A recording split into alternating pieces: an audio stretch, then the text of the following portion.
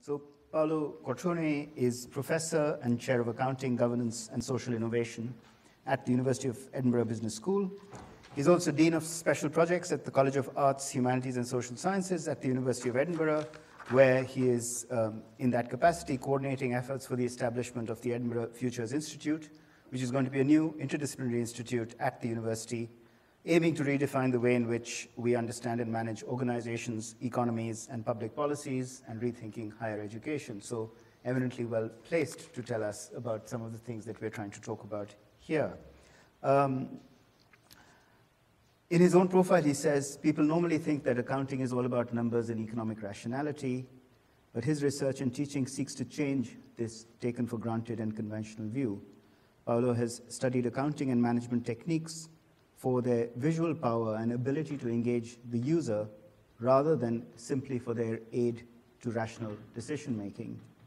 In his view, accounting always fails to provide accurate information, but that isn't why we should judge it. We should judge it in terms of its importance for the effects that it produces on organizational actors and for the roles that it plays beyond simply producing information for decision-making. So with that background and context in terms of where he approaches accounting, he's chosen quite appropriately the title, Who Said Accounting Was Boring? Rhetoric and the Making of Socie-ties. And I look forward to hearing you, Paolo. Thank you. Thank you. Thank you. Thanks a lot. Thank you very much. First of all, let me start from thanking the organizers for inviting me. Yesterday when Clément said, oh, we want to keep this small, it will be a big lecture theater, but there will be only 50 people. And I said, oh, don't worry, if you wanted to have 100 people, you should not have had the word accounting in the title of the presentation. So I'm glad that these people actually materialize and are here. It is interesting how sometimes people think that accounting is actually quite boring and technical. They don't realize how accounting is actually quite pervasive. Most of the aspects of your lives are possibly managed by some obscure accounting technique that you are not even aware of. And the reason for that is that numbers have a very strong power.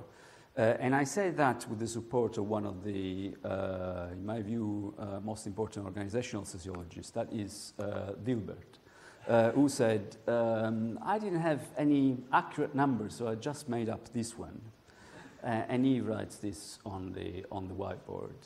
And then he keeps going and saying, you know, studies have shown that accurate numbers aren't any more useful than the ones you make up. And then, you know, I teach in a business school. I've taught tons of MBAs. So normally an MBA then would ask you this question: how many studies show that? 87. So do you want a number? Do you want a number? I'll give you a number. What is interesting in this quote, so I don't use this quote only to break the ice in a sense when I give keynotes, but what is interesting here is that this vignette tells us that numbers are normally used to close conversations. How many, you know, I'm right, there is a scientific evidence that shows that numbers are, could be anything you want. 87, end of conversation. I'm instead interested in how accounting opens up conversations.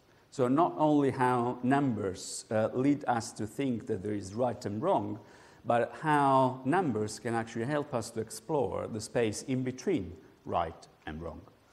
And this links to some extent to what Clément said before, also Laurent, when they talked about the need for you know, being open to biodiversity, but at the same time to manage that. So how can you do both things at the same time? So how can you be right and wrong at the same time? And in what way can accounting help to be right and wrong at the same time and explore that space in between right and wrong?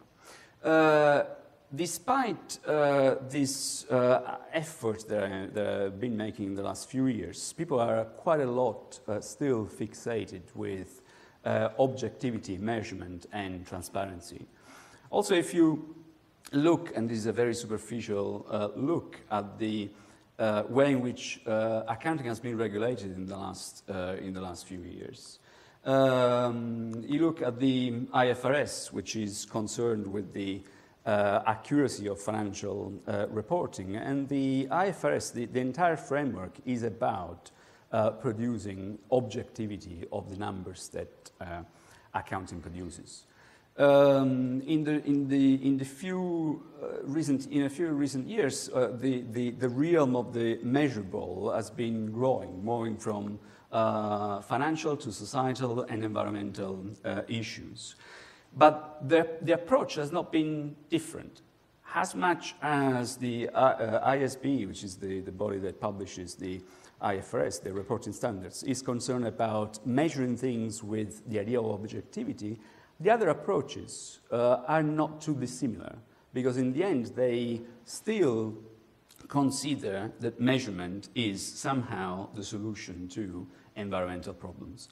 And I remember very well our initial conversations with the Accounting for Sustainability project when Anthony Hopwood was the dean of Said Business School, where I worked at that time.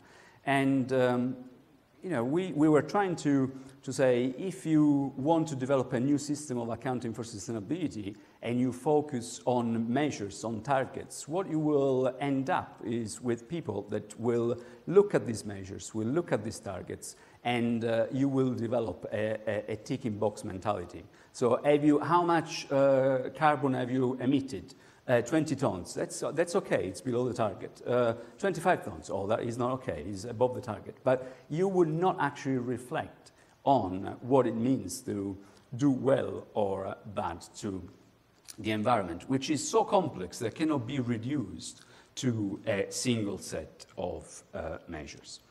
And this is why actually my collaboration with the Accounting for Sustainability project ended very soon, actually, so it didn't last that much. So we had a fundamentally different philosophical approach to the notion of measurement. Now, the problem is exactly what Marilyn Strather in this works in this university, I think still, says about transparency. Transparency presupposes what you want to make transparent. So if you want to account for carbon emissions, you will account for carbon emissions, but by definition, you will make other things that you are not accounting for invisible. I have another presentation that I was thinking of rehearsing again here, but then I thought that people may have seen this already too many times, where I show how if you take a very conventional view of what financial reporting does, what you do is to give agents very specific roles to play, and then what you do is to account only for certain actions that they are supposed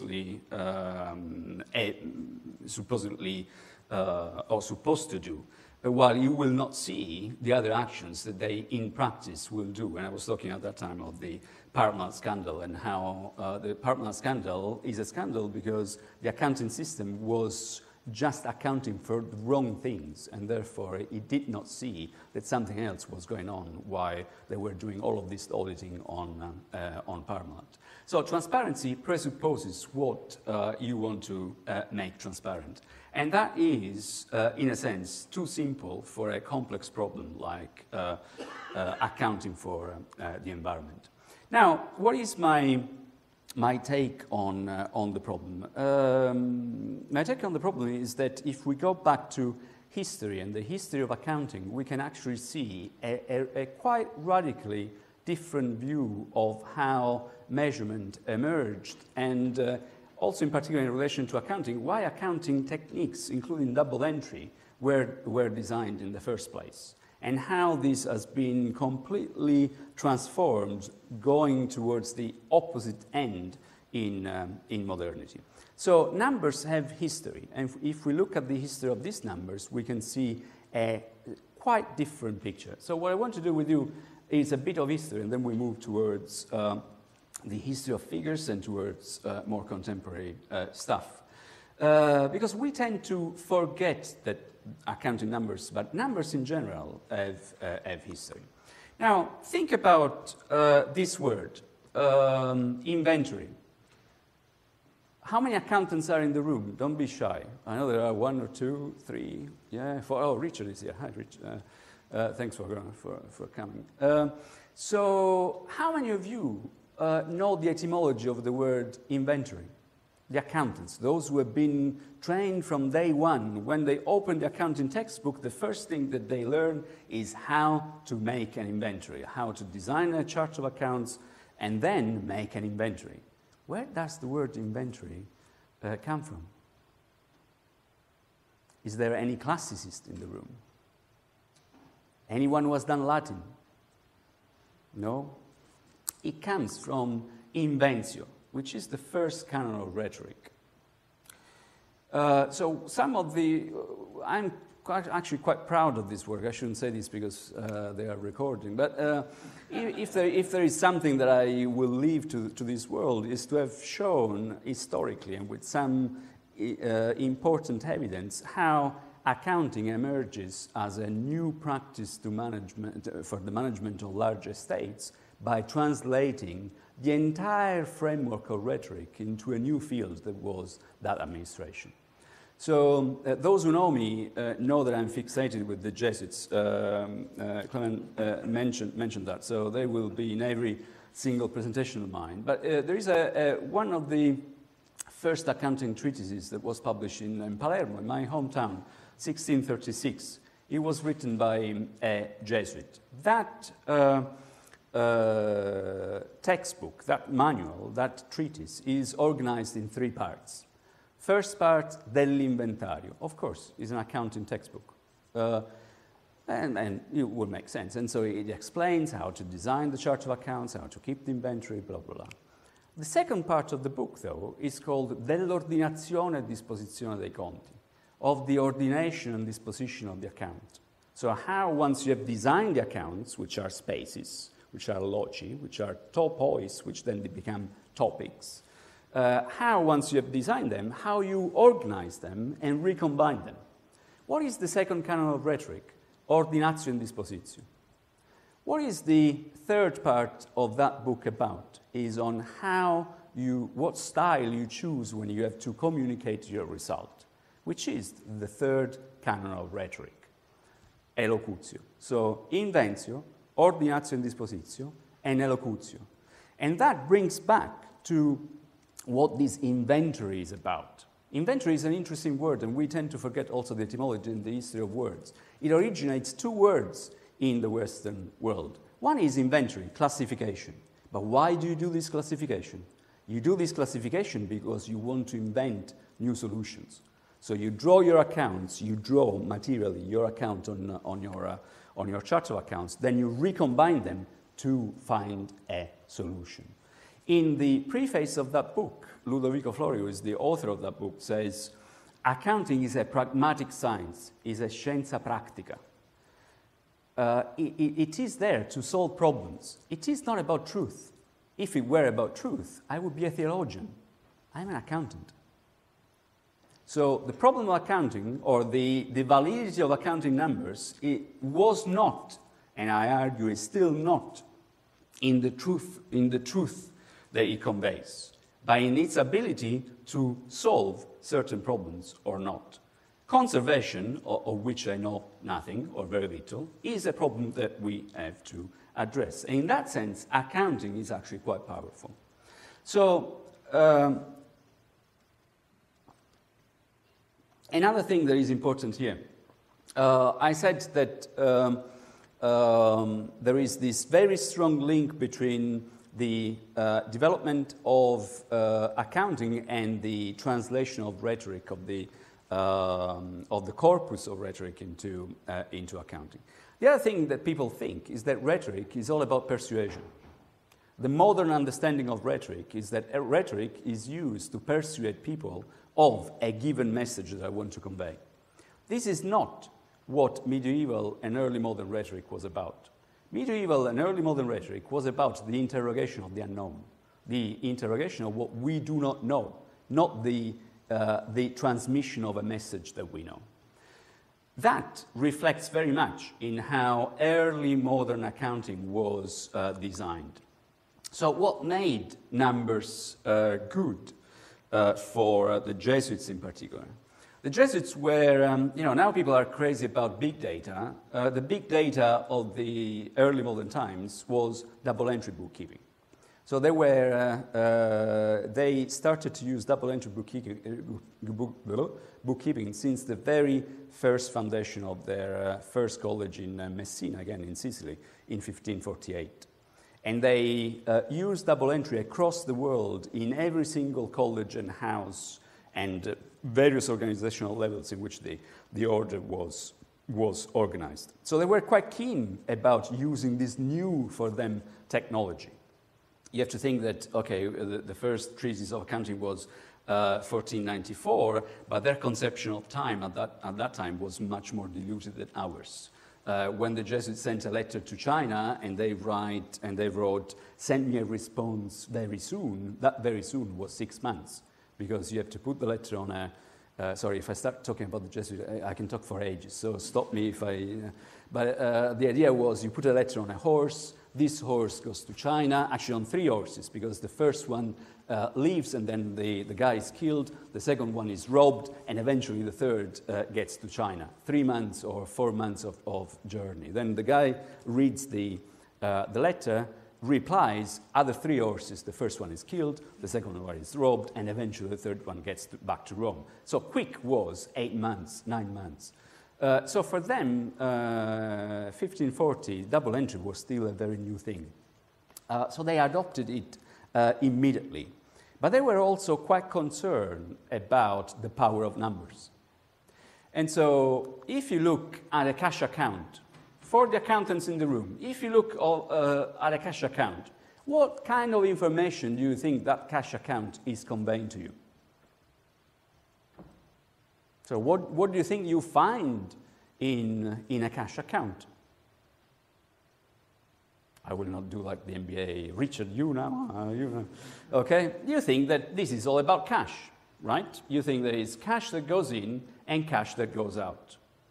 For the Jesuits, this was too much of a reduction of the complexity of the order to be fooled by numbers. And they say, this is very useful, I can keep track of things, but I have to be careful because I cannot be fooled by the idea that the entire order can be reduced to a cash transaction. That is too reductionist. So what they did was to make sure that the cash box had 2 keys. One was kept by the accountant, the procurator, who was the spokesperson for financial matters. The other key was instead kept by the rector, who was the spokesperson for anything else that was not finance. So every time they have to record, you know the etymology of the word record? It comes from recorder, which is at that time very much related to rhetoric.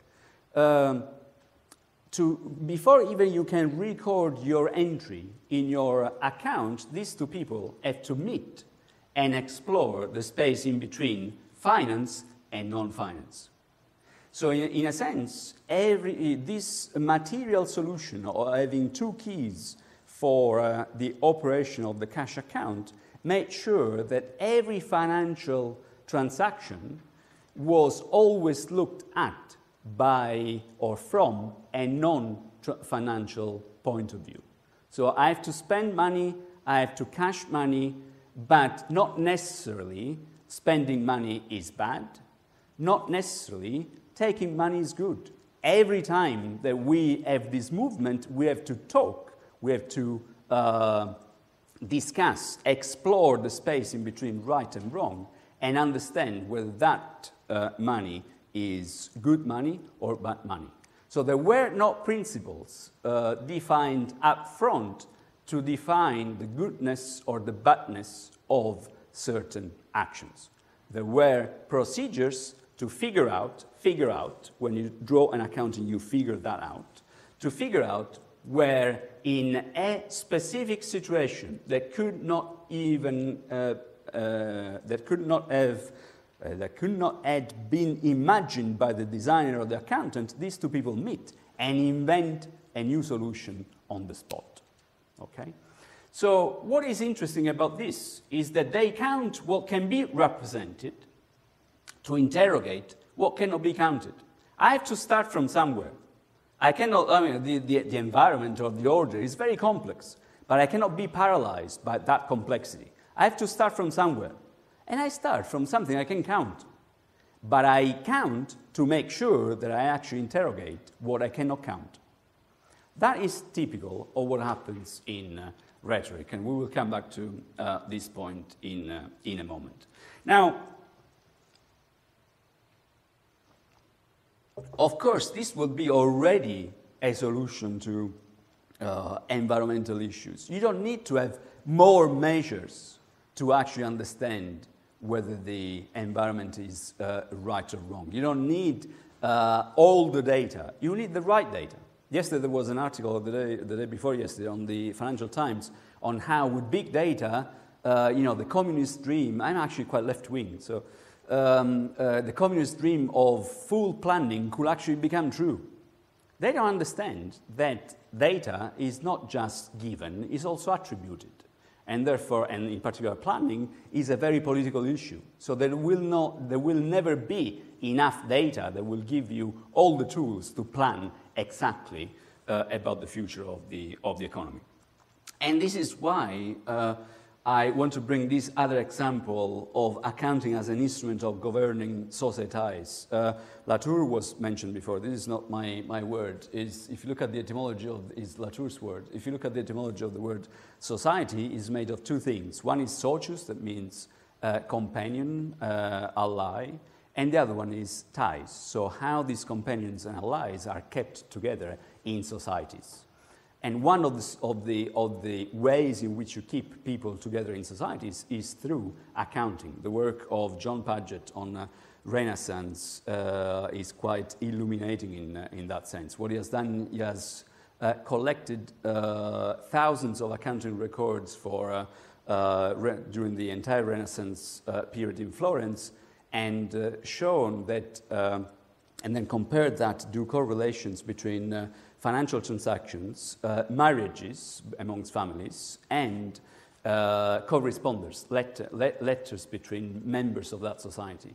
And you would not find one single business that would have only financial transactions. Every financial transactions was related and correlated to a social transactions and to a family transactions, because accounting is not enough to establish trust, and therefore you need family relationships and you need social relationships. Now, this is a similar case. This is Erie, the largest Italian state-owned enterprise. It was funded, established during the fascist regime with a different aim. But after the Second World War, it was the instrument or the arm of the Marshall Plan in Italy. So all the funds that the United States poured into Italy were administered by Erie, which is an acronym for Istituto della Ricostruzione Industriale, the Institute for the Industrial Reconstruction. It's a model that was quite successful, imitated also in the UK, in Spain, in Japan, in France, in many different places. Now, what was the deal there? Of course, when the Americans come to Italy, they come with tons of money and they say, we give you money, but we also give you troglodytes to some extent. We give you also business knowledge because you don't know how to run businesses. And the Italian said, oh, okay, let's see, it's still money, so let's negotiate. And the first thing they asked was, okay, so you give us this new accounting knowledge. What do you have to do with it? And the Americans say, you have to turn your company around and sell them on the market. And the Italian said, oh, that's good. Which market? Who is going to buy them? You? No, this is not good for us. Second, how do you structure your P&L? Why do you structure your P&L in this way? So the way in which they structure the P&L was the way in which the accountants nowadays would structure a P&L. You start from sales, cost of sales, gross margin, operating expenses, operating profit, financial income, which normally is negative, profit before tax, tax and profit. And the Italians, in particular one guy, Pasquale Saraceno, was a professor at Bocconi University, so in the 40s there were only few professors in Italy, he was one of the few. He said, but these are very strong political statements, because what it does is to show that everything that you do goes towards the realization of profit that goes to one category only, that is shareholders. So for us, profit is a means, it is not an end. He was also the member of a committee that wrote what is called the Camaldoli Code, the Codice di Camaldoli. The Camaldoli Code is the code where the Vatican, or the Catholics in Italy, define how you have to relate yourself with dirty stuff, money, okay? And so he was one of the authors. After a few years of negotiation between the Americans, so they changed the consulting firm. It was first, supported by the Stanford Research Institute. Then they went for what then became Booz Allen. A smart engineering was brought into the question. After a few years, they devised a radically different system of planning and budgeting for Erie. That was based not on the maximization of profit, but it was based on value added, where you would generate some value and then distribute this amongst peers, where you would have salaries that remunerate the employee. You see the change in ontology. Here, an employee is not a cost. It's part of, or is a production factor that contributes to the production of value as much as capital does. The ontology of the employee is changed. It's no longer a cost. It's something positive. It's not something negative. Then you have interest that go to bank. Then you have income taxes that go to state. Then, of course, you have dividends that go to shareholders. And then you have retained earnings that go to the firm, because the firm is the institution that allows this huge compromise and mediation amongst different parties of that society. So what if you think of the Italian boom, Dolce Vita, blah, blah, blah, that is when Erie, ENI, and Enel were running the country. So there is now this 5 or now 6 volume of history of Erie. The archives of Erie are possibly as big as this building here. So the Atterbury is a huge, massive, it was a huge, massive corporation that hired up to 400,000 people at one point in time. And there is a chapter that is beautiful to understand how powerful Erie was. So if you were a tourist in the 60s in Italy, and you went to Italy, you would have gone there by plane or by boat. Plane, Alitalia, very likely. Now, unfortunately, it's going to be sold to Ryanair, possibly. Alitalia was owned by Erie. Or you could have come from the States with a big, nice, big boat like Michelangelo. Michelangelo was built by Erie, by Fincantieri, that was owned by Erie. Then you go to the airport, and because you have seen the film with Dustin Hoffman and the Duetto Alfa Romeo, you want to hire a Duetto Alfa Romeo. You hire a Duetto Alfa Romeo. Who built the Alfa Romeo, the Duetto Alfa Romeo?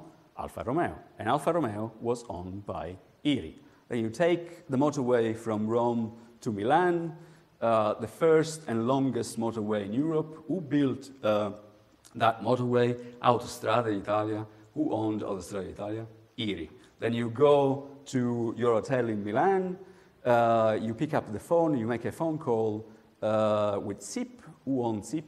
Erie.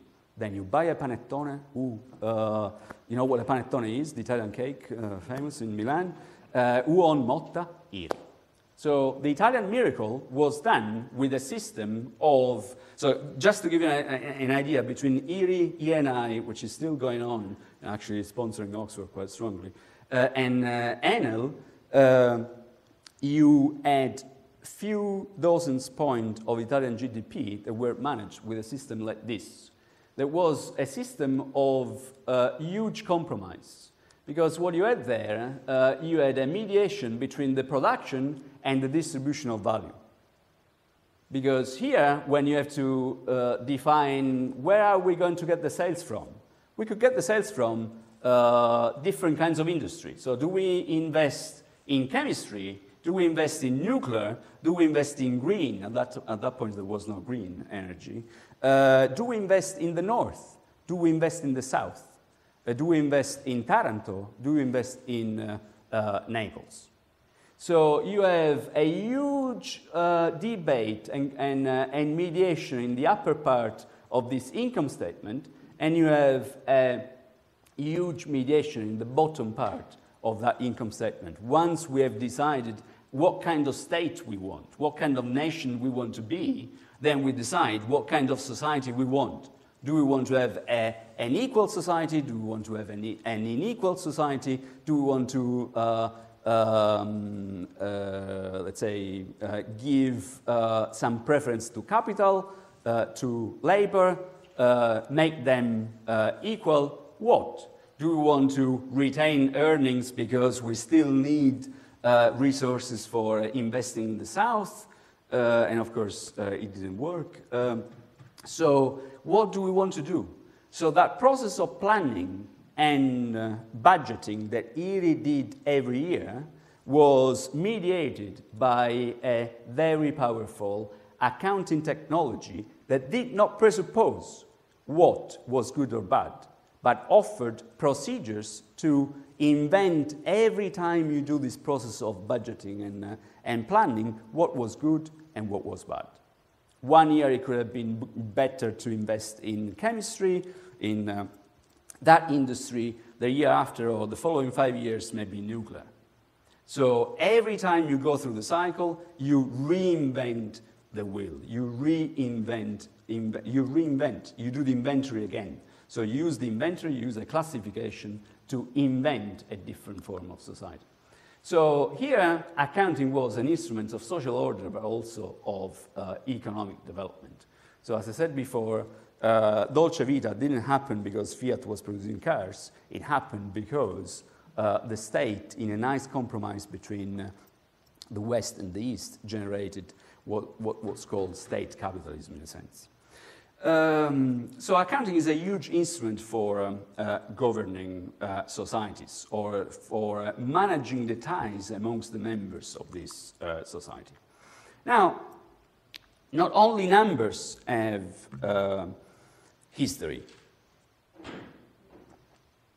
or have a history, also figures, pictures have a history. Not many know that for a Benedictine accountant, 1589, he was calling the numbers figures. Why? Because a number for them was a visualization. It was an account. And so when you do calculations, you do calculation with these pictures, with these visualizations. Now, figures have a history too. Oops. And we tend to forget that history as well. So most of the visualizations or representations, I don't call them representations anymore, most of the visualizations that are so powerful in management have an ancestor. The balanced scorecard, rhetorical wheel. And this ancestor is in rhetoric. So the balanced scorecard is a rhetorical wheel. The hierarchy is a rhetorical tree. And do you know the etymology of the word hierarchy? We believe it's all about the military and the staff. No, it's a religious origin. Hieros, priest or sacred, and arche, rule. And the link between rhetoric, meditation, and religion is very close as well. So most of the tools that nowadays we use in management have a rhetorical, but also a religious origin. Why a religious origin? Because they were invented to investigate the mystery of God. And accounting is actually a religious practice because it investigates the mystery of value. This is actually what Graham Ward at Oxford, the religious professor of the Christ Church that you may have met, said last year or 2 years ago when I invited him at Edinburgh. He gave a fantastic talk. At the beginning, I didn't believe it was going to be so fantastic. He said, economics has always been a religious practice. And I said, as an atheist, I said, that's not exactly what I was expecting from you. But then at 10 to 5 on a Friday afternoon, I became religious. He illuminated me because he said, from the Old Testament until Adam Smith, economics has always been about the investigation of the mystery of value. And in that sense, is a religious practice. It's from Adam Smith onwards that because we're fixated with numbers and therefore we no longer interrogate the mystery, but we believe that these numbers reveal the truth, that that economics is no longer religious. And I say it becomes pornography because we stop at the very superficial level of the figure, of the number that we see without understanding what that number is trying to make sense of, how that number has been produced, what kind of political, organizational, epistemological complexities are involved in the production of that number. I always say we nowadays consume numbers as we consume snacks in the supermarket without knowing what we are eating. We are inundated by numbers that we have to consume. And then we've got standards like the label on the snack tells us how much calories we are getting with that consumption. But it doesn't tell us whether these are the right numbers that we have to consume. It doesn't tell us, like with cigarettes, these numbers kill. So figures have a history. I said, and all of this, balance scorecard, hierarchies, histograms, all of this had an ancestor. And that ancestor was called rhetorical machine, or macchina rhetorica. Why macchina? Because macchina in Latin means crane, as the cranes that we see here around, to construct knowledge. Okay? So let's look at one that is very interesting. The grid. This is an Excel spreadsheet. It's an Excel spreadsheet for a case that I use for some teaching that I do on major program management. Nowadays I don't use it anymore because I think that it doesn't work as well as in the past. I mean, the trick is now revealed. But it is the case about the Airbus A380. And it's a nice case about whether Airbus should have invested or not on the Airbus, on that program, on the Airbus A380. You give, the case comes with a quite nice Excel spreadsheet where all this, it's a very nice case, where all these yellow boxes are variables that you can manipulate and change. Okay, so rate of return, how many airplanes you're going to sell, how much you're going to sell, and the break-even point of that investment is going to, actually the net present value in this particular case of that investment is going to change. Now, give this Excel spreadsheet to young, inexperienced students. And despite the fact that nowadays almost everyone knows that the Airbus A380 is a financial disaster, it's a wonderful machine, but a financial disaster. They are thinking of closing the program and they are not selling the aircrafts. Every single student says, yes, we should invest into this Airbus A380. Why? Because what this Excel sheet does is that he manages to reduce the complexity to some variables, but he makes you focus on what is on the sheet, not on what it is not on the sheet. Now, this is not why the grid was actually invented, why this design, this graphical representation was invented. So the grid was a rhetorical machine. If you were a good orator, you would have had tons of techniques that would have helped you to organize your speech, but also to figure out what your speech was about. When I was invited here, I said, do you remember? I said, why are you inviting me? I don't know anything about conservation. But a good orator would do his or her own work and use of one of these techniques to interrogate something that he or she would not know. So one of these techniques is the grid. And so what do you have to do? You have to draw some lines, vertical lines and horizontal lines. And then name each line or define each line with a certain categorical approach. It could be grammatical, of tempo, chronological. Here is about remembering what order you have to give to your talk. But the most interesting one is the grammatical one. So this is classical rhetoric, Aristotle. So if you do not know what you have to talk about, but you are paid to talk about that, and so you don't want to lose this business opportunity, what do you have to do? Draw this grid, and then assign to each line a dimension. Who, what, it could be grammatical or logical. So who, what, when, why, how, and so forth and so on. That is the first rule. What about the second rule? The second rule was, take your object that you do not know. Let's assume I have to talk about, this is easy. Let's assume that this is an iPhone, of which I know very little, okay? Take the object which to you is unknown and make it float across that grid. And start to make connections. Who built it? Apple. Why was it built? Originally a phone, but then, you know, many different things. How does it work? When is it used? What it is made of? So you start to interrogate what you do not know and make sure that that grid operates a double process. One of reduction. You want to reduce the complexity and the unknown to something that you can play with. But you reduce in order to augment your knowledge. What we do nowadays with the Excel spreadsheet, is that we actually reduce and make ourselves concentrate on what it is on the sheet and not on what it is not on the sheet. What is the third rule of this technique? Never let the object fall into the grid.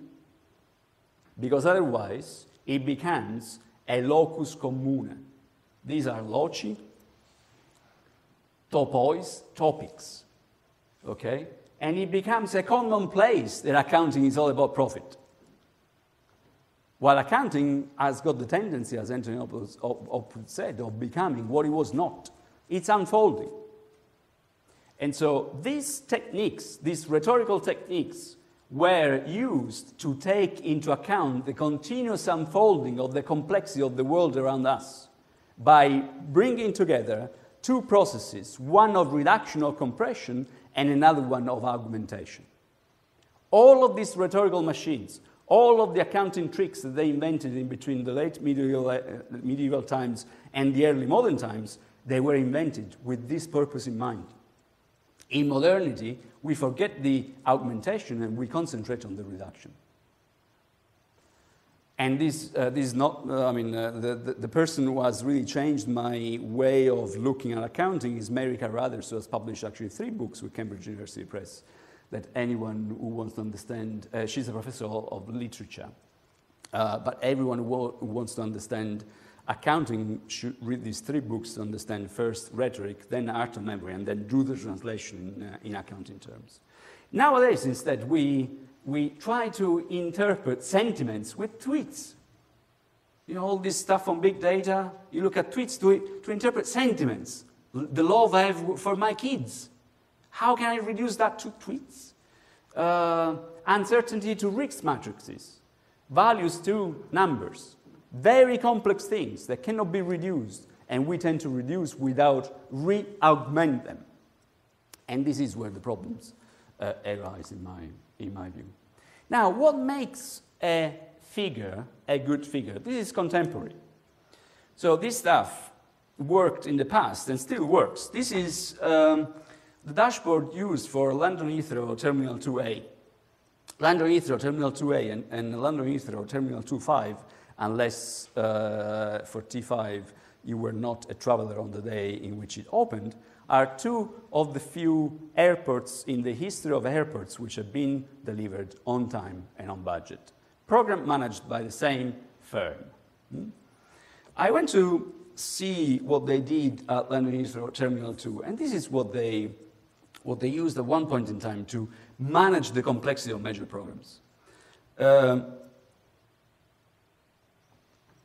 why major programs are so interesting theoretically, not just as empirical beasts, but also major programs are things that are big with multiple stakeholders, so cross-rail, F-35, big airports, large infrastructure, big changes like the new information system of the NHS, things that cost an arm and a leg and are very complex technologically, socially, from a stakeholders management point of view, and so forth and so on. Why are they so interesting? Because in major programs, you do not know what you do not know. So you are really in the realm of the unknown. This is what one of my students told me. Look, Paolo, in oil and gas, we really do not know what we do not know. Our problems can arise from things that we could not even imagine. So from a management point of view, major programs are actually quite interesting theoretical spaces where to bring the management knowledge to its extreme. So what did they do at London Heathrow Terminal 2? They had this dashboard. It looks like a balanced scorecard. It's divided into 4 areas. 1, they look at schedule. 2, they look at costs. 3, they look at safety. 4, they look at risk. With tons of data. If you ask them, they say, oh, we are very rigorous about our data. So they speak as if they were super positivist. But they don't use this visualization in a positivist way. They have not even designed this visualization in a positivist way. By the way, the users of this are different from the designer because you cannot alter the design. The machine has to produce certain effects. I would now ask you, but I think we don't have too much time. Maybe I know it's already late, right? No. So I'll give you the answer. What are the principles that I think they used to design this dashboard? Not very different from the Jesuit one that you saw with the cash account. First of all, you have divisions. If I write division in this way, you immediately see that the term reveals another meaning. A division is made of 2 words, videor and de or this. Videor doesn't mean to see in Latin. It means to imagine. And that means to be about. So a division, when you break things down, is to imagine possibilities because you explore the space in between. This is why in Latin many words have 2 opposite meanings. Data, given, attributed. And then you have to explore the space in between these 2 things. The second and more interesting thing is that the other possible etymology is actually from this. That means 2. If you want to see things better, or if you want to imagine the future, split them in 2 opposites. Because these 2 opposites have to be in a continuous tension. You want to have an intention, but that intention is always intention. One day, you have safety issues. One day, you may have schedule issues. So these things are, you have to focus on different things on every single day. But these things are intrinsically in a state of tension. If you want to go faster, you will kill people. If you want to manage your risk, it will cost you a lot. If you want to cut your cost, that's okay, but again, people die, and the schedule may be affected. So these things create a tension and a space in between where the good program manager has to be indifferent, in the middle of that difference. This is what it means. And you have to juggle different and contrasting requests that are made on your ability to manage this program. I have a story about the Pope here on indifference, but I'll tell you after if you ask me the right question, okay? The other thing that is important, and again, this is America Rudders, I interpret this dashboard not as a business representation, but as a piece of art. In the Middle Ages, when the idea of perspective, so focusing on one point which is right, was not invented, how did they paint their paintings? One of the things that they looked for was polyfocality, making sure that when you look at a painting, your eye does not focus on one single place, but actually goes around the painting. Here, in a sense, you are in a quite similar situation, because your eye is not focused on one point, but it's made to go around the different areas of this dashboard. And this is, again, another rhetorical and aesthetical principle. Again, Mary Carruthers in her book on medieval aesthetics, where when you want to make sure that you are not fixated with that one objective and one notion of right, and you want to do that by painting a painting, by drawing a painting, what do? You have to balance varietas and curiositas. What is varietas? The different shapes, colors, shades, texture that a painting would have that make your eye move across that painting. But be careful, because if you exaggerate, if you do too much, your eyes get lost, and therefore you cannot manage that complexity. And that is the problem of curiositas. So what I'm now interested in is actually to interpret these visualizations as historian of arts and as artists would interpret a painting. And let's see what happens. I'm at the beginning of this, so this is a paper just been published. But again, we are here, back to the Jesuits, where we did have divisions, the procurator and the rector, a tension between the two, and to gain wisdom, you have to be right in the middle to explore the difference between the two worldviews. And here you have the same. So you count what can be represented, schedule, cost, and stuff, to interrogate what cannot be counted. What do I have to do today? I do not know. I have to figure that out. Okay? So now, for the economist in the room, all of this is indeed about rationality. But do you economists know the etymology of rationality? How many economists are in the room? Yeah, shame on you.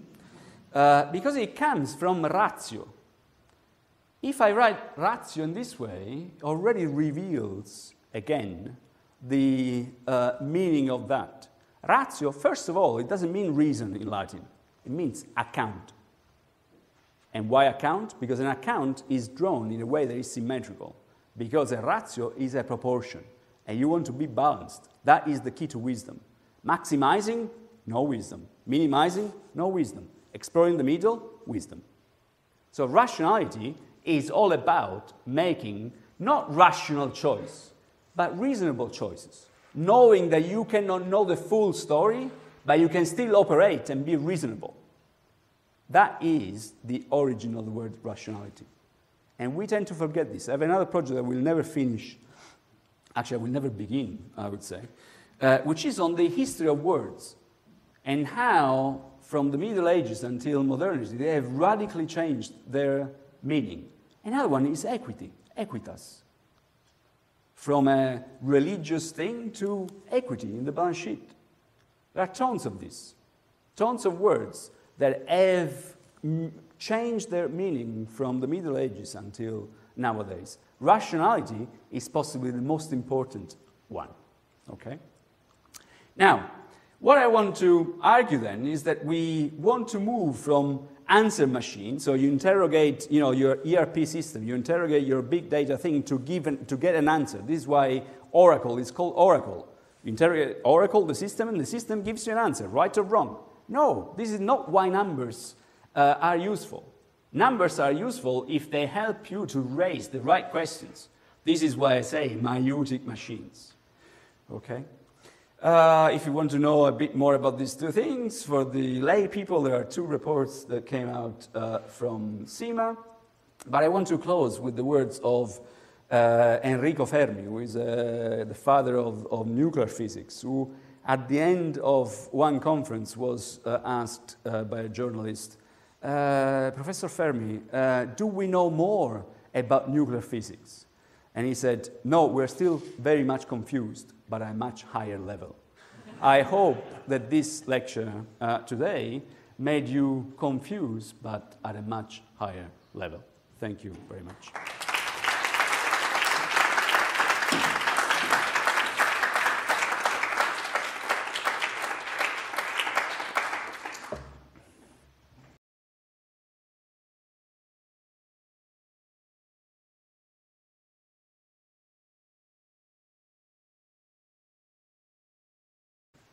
Paolo, thank you. That was really fascinating, and I'm sure we will have time for discussion now, but also you've kicked us off very effectively for the discussions that those of us who are taking part in the workshop will have the pleasure of participating in for the next 2 days. So I'm going to open this up for questions from the audience for about 15 minutes, Clément? Yeah, about 15 minutes. So, feel free to do that. If anyone needs to urgently leave, expecting this to finish at 6:30, maybe this is the time to leave, in case you don't want to disrupt the question and answer session.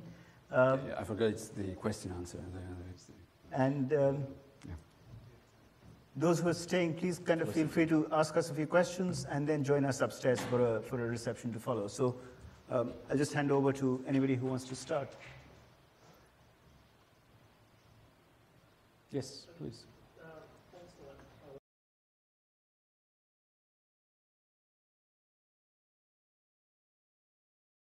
And the point is that these primitive societies use economics to cement relations. It's in South Africa as well. I think there was some tribes, maybe icons, and basically trading arrowheads, I think. And they're almost the same. But it was just so they had a reason to go and communicate. Yeah, there is. Can I jump on what you're saying? Because in history, there is a risk, though, of a kind of presentism, which is interpreting the past with the framework of the present.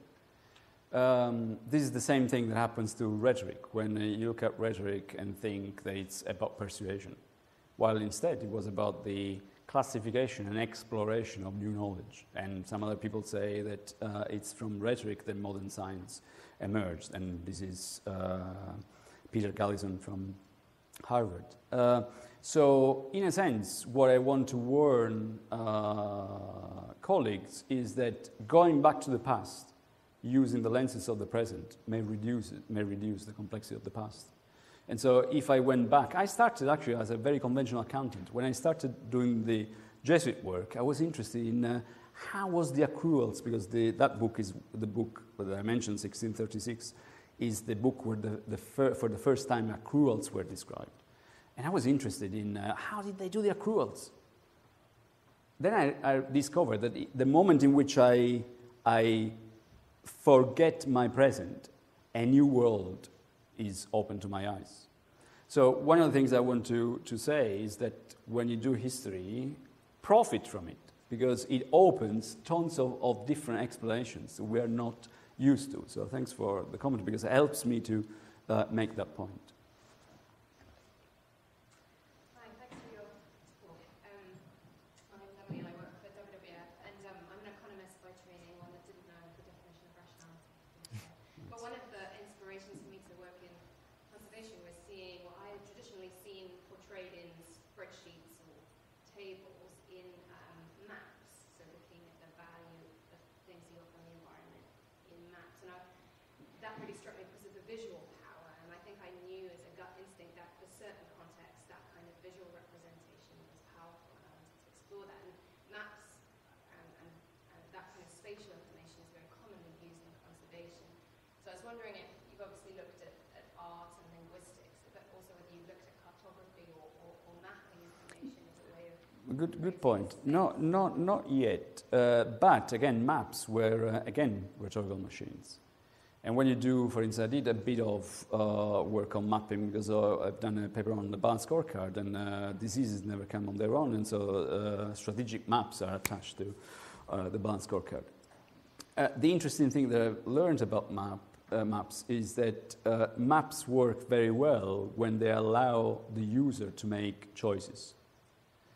And so in the Barn scorecard in particular, strategic mapping works when you use that as an instrument to engage the user and make him or her appropriate the target that you want to measure or map.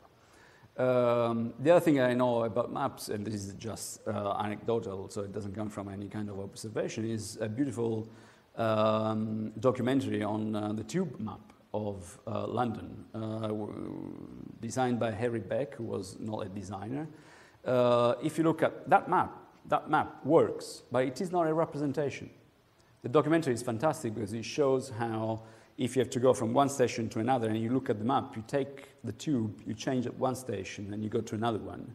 If instead you get out of that station, the other station is opposite on the same street. But it works. So again, every inventory, there is no inventio without intentio. Every representation has got a purpose. And therefore, depends what kind of purpose you have, you will have different kinds of mapping and different kind of mapping exercises. I also think in management terms whether you impose the strategic map or you allow the top to devise the strategic map with you. So mapping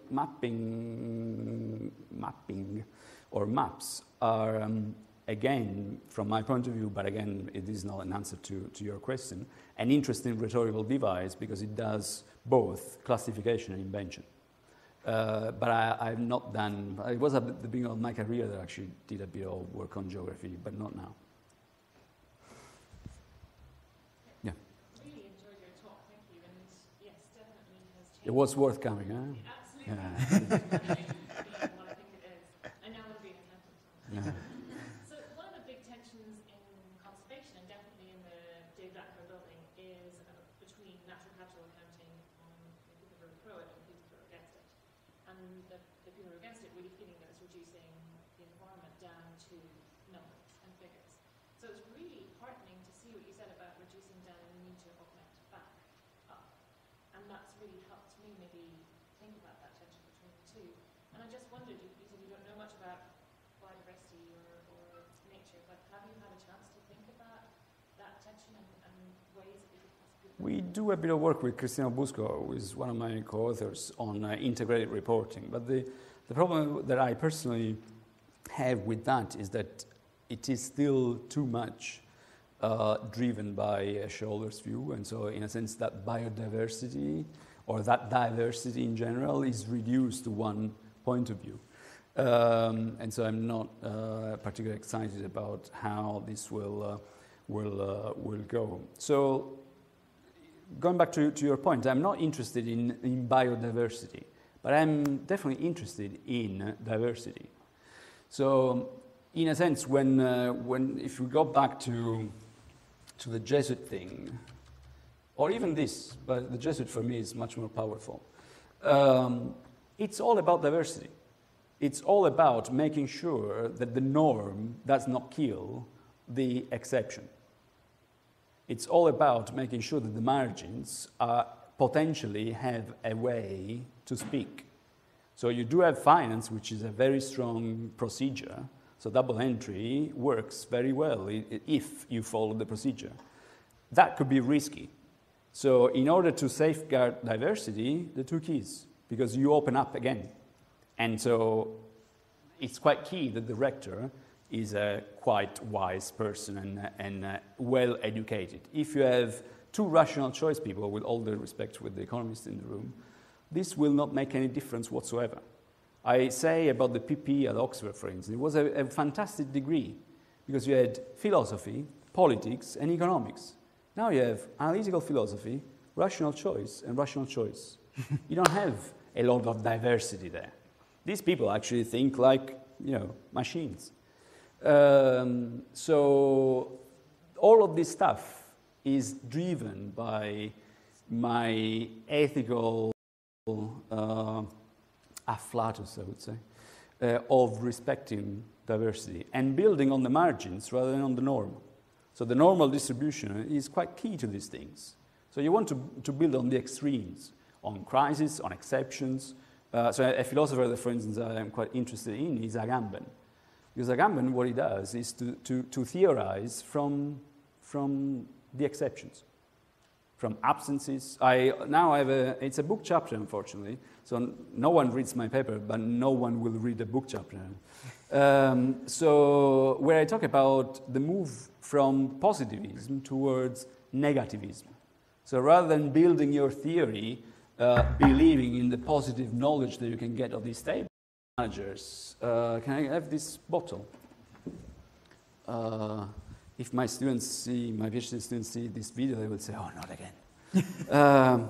And I asked the project manager, so these people who are fantastic, lots of experience, very, they manage billions of pounds, they have a very complex life. And I asked them, what is this? I asked to all of you, what is this? What would you answer? It's a bottle of water, right? So data, record, bottle of water, 1. No longer a bottle of water. So if you want to know more, it's better to have a negative approach to things rather than a positive approach to things. Positive reduces, negative opens up. This could be the flying cat that you mentioned before. It could be many different things. So it opens up to the possibility of knowing rather than reducing the possibility of knowing. I'm Laurent. I'm a PhD student, and I'm currently working on, my research topic is about metrics, poverty, well-being metrics, and relationship with environment. And for me, it was very reaffirming your argument about how metrics or numbers can invisibilize certain aspects that cannot be measured in numbers.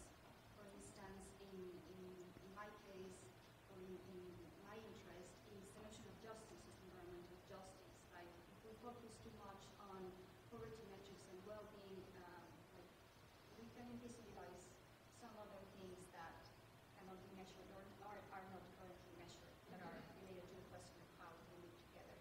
And also, your talk reminded me of the theory of moral sentiments of Adam Smith, when he not talks about economics as we do not now, but as a political economy. And he didn't disassociate morality with economics. Its inhabitants happy and virtuous. So it reminded me of this when you mentioned about the physicist. It's a very thin red line on which you're walking for 2 reasons, and I think that you're walking straight, so it's okay. So of course, when you measure things, make some other things invisible, right? By looking at here, I'm not seeing what happens there. It's obvious. So the point and the risk is that now, especially in this digital era, and I say that with the idea of the history of the book in mind, so a complete shift in the way in which we create and diffuse and own knowledge. The idea is that you can actually expand so much that you can see everything. And that would be the problem that I've highlighted at the beginning. Enlarging the real, not the measurable. That will not solve the issue. It will multiply the issue. The second thing is your Adam Smith. I don't know Adam Smith, but I do trust Graham Ward quite a lot. And so if he hands economics as a religious discipline with Adam Smith, we should go back to him and ask, is it at the end of Adam Smith or at the beginning? So is he the killer of religiosity, or is he the last religious economist? I don't know, I didn't ask, I should. And why is that? Because there is a very nice book which is called From Humanism to Humanities, which talks about how humanism then became humanities, a discipline, right? And that is an interesting book to understand also how rhetoric changes and visualizations and numbers change their function in modernity. So before, you were using these techniques to interrogate the unknown. And so your morality was something that was to be interrogated. In modernity, you use the technique to show whether you are moral or not. So, and it's the same technique. Double entry has not changed at all from 1636. Technically, it's exactly the same thing. But you can use it for 2 completely opposite aims. To interrogate what you do not know, or to measure what you believe is right and moral. So is morality a mystery, or is morality something that you know and therefore you want to measure? That is where the very thin line is. Okay? Clément, I'll come to you. Thank you very much for your talk. We've talked a lot about the past, and I'm sure in your work you also address a lot about how to improve the future. And so I was just wondering how you, and is there a way, or are there, what could be the way to try and as we do for conservation or ecosystem information systems, how do you reintegrate the types of procedures that you talked about, division, invention, etc. How do you make them the basis of the design of new forms of information systems? And do you have examples that the answer is too obvious for an academic: education. We have to radically change the way in which we educate people. I mentioned to you, when I was an undergraduate student in Italy, and I did my accounting exams, all the exams in Italy at that time were oral. So there was a commission of 3 people, you sit in front of them, they interrogate you, and you have to answer. If I had given an answer that would have made the professors think that accounting was about representing the truth, they would have taken me like this and kicked out of the room. Nowadays, if I do an exam in accounting in Italy or in the UK or in the United States, and I say accounting is about interrogating the mystery, I would be taken like this and kicked out of the room. So whichever way, it's risky. So the answer is education. The problem is to understand whether the university still, or even the accounting bodies, so the professions, whether these are the institutions that will educate. And my answer, unfortunately, is not very positive. The reason why I'm investing 2 years of my life and possibly more on the Edinburgh Futures Institute is exactly for that. To build a coalition of the willing that will see a different kind of education, which is based on this ideal of respect of diversity of the other, a core pillar of whatever you do, be this economics, creativities, or arts, or public policy. But it takes, I can say, a lot of time. Final question, I think, Laurent. I'd like to do 3 things. First, thank you very much for a very exciting talk, and also for putting to rest my concern, because Clément has had this unsettling obsession for Jesuits for a couple of years, and now I understand where it comes from, and that it's completely legitimate. So so thank you very much for that also. The second thing is about this box of the Jesuits, and it's a remark that you would not let the business be run by the accountants. To run Not business, only. you need to have strategists, but you would also not let the business be run by the strategists or by the marketing people or by the engineer. To run a business, You need to to manage any system, you have to have completely different people collaborate together, each one with a key. And it's the same for ecosystems and ecological information. Any fantasy that imagine ecosystems being run by people who compute information about ecosystems and some sort of narrow decision maker are wrong. There are not enough keys there and not enough different dimensions. Yeah, I have a TED talk on the governance of Christchurch, actually. Christchurch is the college where I was at Oxford. And it's an interesting governance mechanism, because there are tons of keys around governing body, but that body is not about representing. That body is about having the right keys around the table in order to exercise judgment. And my third point was about what you said about this debate on natural capital. A really terrifying point to me is that today there is an anti-reductionist rhetoric that is that discourse that is used by people to attack other people's reduction. They do not realize that they are reductionists too.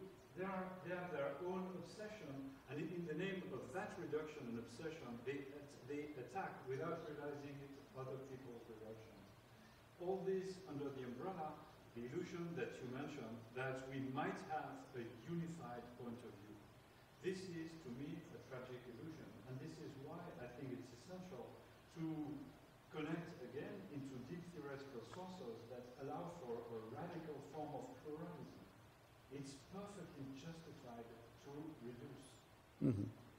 As long as you accept that you reduce, other people reduce, we don't attack each other, or we do that in conscious, but it's not total warfare from one reduction to the other. And if I to dispel the unitary illusion and accept that we have this pluralism of perspectives, and that's one of the conditions so that we can defend good ecological management when other people are defending good agricultural production or good financial management. So I think this is a very important point in that debate. And if I can add one last thing, is that in order to curate that disagreement, you need platforms. And accounting is a huge platform for mediation. It's got a huge history of mediation. But now we treat it as a technique.